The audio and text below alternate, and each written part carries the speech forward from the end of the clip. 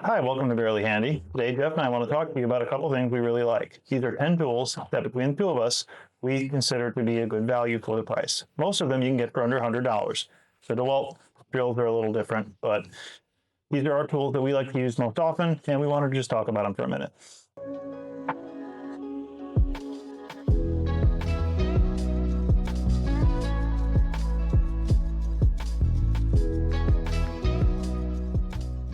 So over the years, multiple surveys have been done by various sources, and the most common failure point of DIY projects is not having the proper tools to complete the job, and therefore the projects stall out, and people just don't complete the projects, and they just sit there stagnant until whenever they get done. So today we're going to go through our 10 favorite tools that we use pretty much on every single job to get the job done, and we're going to show you what we like the most about them. Go for it. Usually when we're doing projects, I end up doing the electrical work. I'm not a licensed electrician, but I do a lot of electrical work in my job. So I've learned a few things about this. First thing to talk about I love is this Fluke outlet tester. Most outlet testers will do the same thing, but very simple. 2 green lights means that it's correct. This light is good. Now I love this thing because you can do that. Now, if I go and turn my breaker off on the other side of the house, and I know it's off on the correct outlet because I hear this tone stop. This is a really inexpensive item to get at your local hardware store. It doesn't have to be Fluke, but I like the Fluke brand.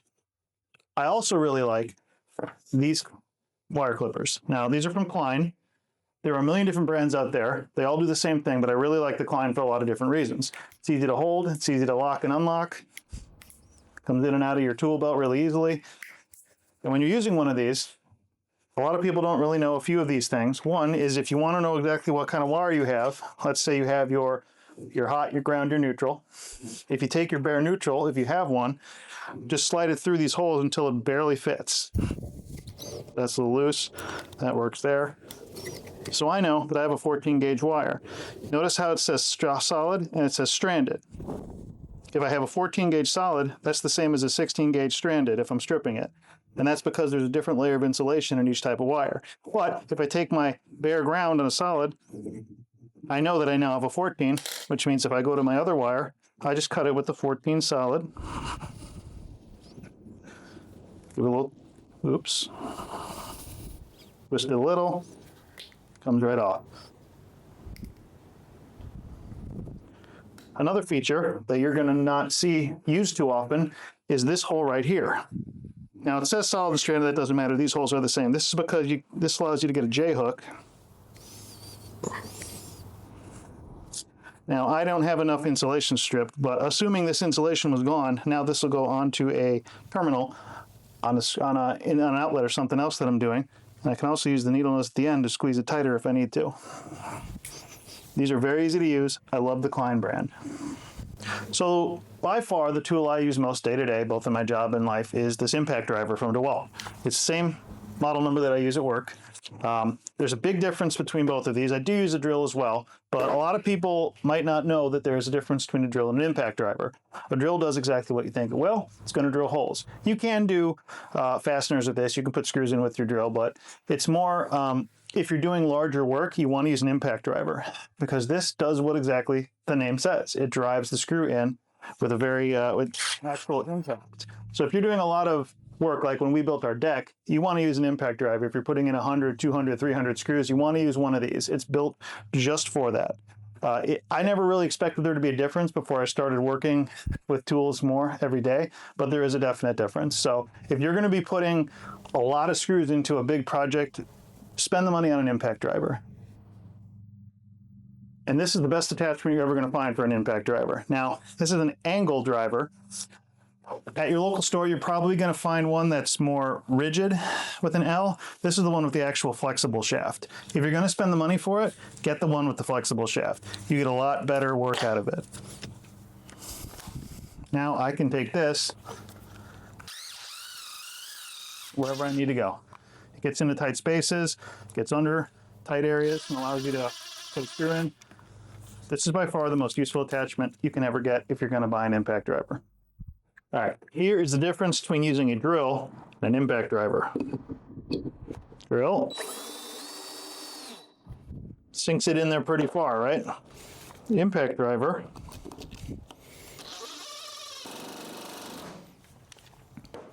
Way cleaner.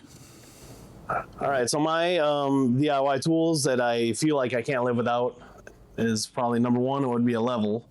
From most of the things you'll be working on, if you're DIY, you freehand everything. When you're building something out in the open, you're pretty much gonna have to make sure everything's either at a certain level or at a certain grade, depending on what you're building.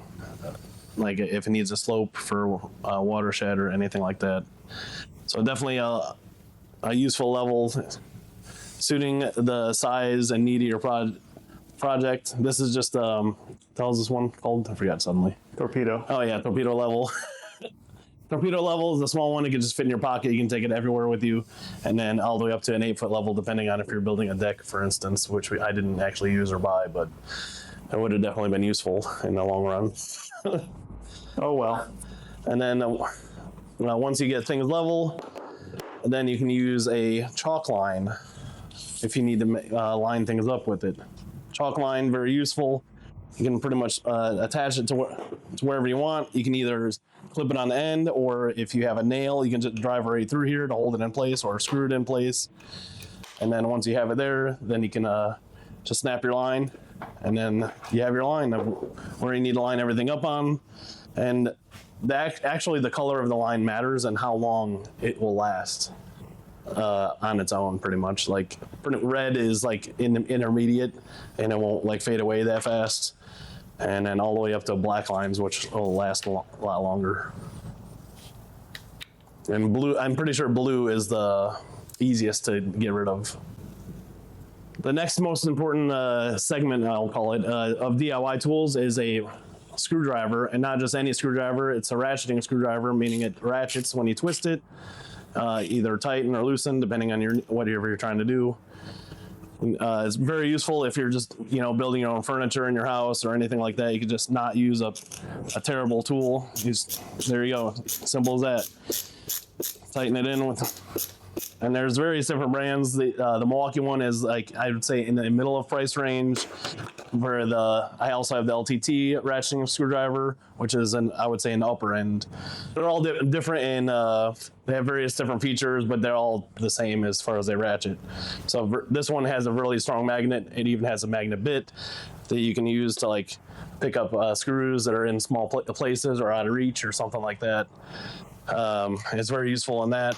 This one has like an open storage in the bottom instead of like these other ones have bit storage like this. This one just has a hole that you can just drop your bits in, so you can put, put something else, not a bit in there, I guess. I don't know. And then the Milwaukee is similar in that, but this one has, each bit has 2 bits on it, so it's twice the length of the LTT bits, but it has twice as many bits. Definitely useful in that regard. All right, my next favorite tool for DIY projects is a vice grip. The thing that makes a vice grip very useful is its versatility, and you can use it for anything, not necessarily just nuts and bolts, but you can use it on any odd shaped thing. You can literally just put it on there, tighten it, and then clamp it, and there you go, there's your grip. It's not a vice grip, it's called locking pliers. I keep calling it a vice grip because that's what everybody calls it, because that's the name of the brand that made it popular. All right. My DIY tool, my last one that I think is absolutely necessary, is a variation of a cutting tool. You can either have a utility knife like this. General utility knife is a little dirty. I've been used it. This one is a Milwaukee brand, as you can see. It also has blade storage in it. It's very convenient, very useful. You need utility knives to cut open your packaging for more tools. That's the most important part. I cannot stress how important it is to have a knife to cut open more packaging. And my actual favorite one is this one. It has a little hook blade on it. It's really good for opening boxes, and has a hook on it so you don't actually, accidentally stab yourself or something like that on accident.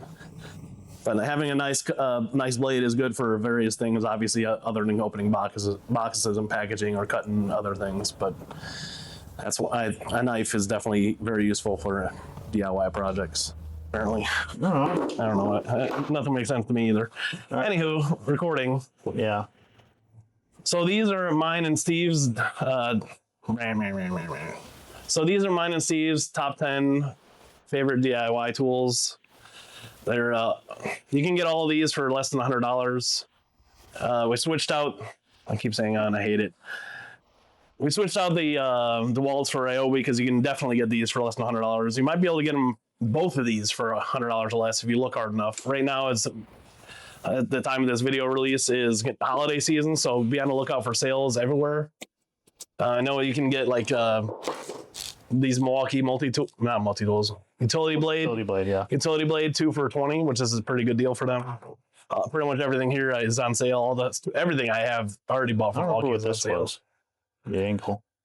I just bought this. I just looked last night, and it's glad that you brought it up because down below in the description I'm going to put a link to every single item here, so you can get the price for yourself at your location. This was $20 on Amazon. I looked last night. That's less than I paid. Yeah, $20. $20 Amazon. Probably for $20 to $30 you can get 4 of these.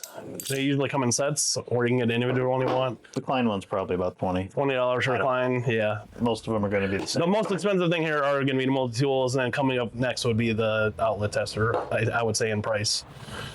Because it's electronic. It should be the same price as mine. Mine was a Fluke. That's a Klein. Yeah. Share below in the comments any other DIY tools that you think are useful for you and your projects, or any recommendations for us that you think that we should use in our projects. I love learning new things. I just found out about Wagos. The Wago 2 lever connector. The lever connectors. I knew they existed. I just didn't really think about it. If I knew that, I would have used it in the garage here. So, in the description, you'll see links to our other social media. We have things on other social media platforms that are exclusive to those platforms. So if you want more or different, slightly variations of the content that we already have released, they are on other social media platforms. I have everything on every platform. We have X, formerly known as Twitter, Instagram, TikTok. I have a Facebook page, but I haven't really got it up and running. Things don't like to post on there. I don't know why. Maybe it's because the account's brand new and there's nothing on there, but whatever. I digress. And coming in the the near future, a website for other possibilities for you and for us. There is a Barely Handy website, surprisingly. I don't know if it does anything yet. It does nothing. It just says it's under construction, just like everything that we do. Thank you for joining us at Barely Handy. See you guys next time.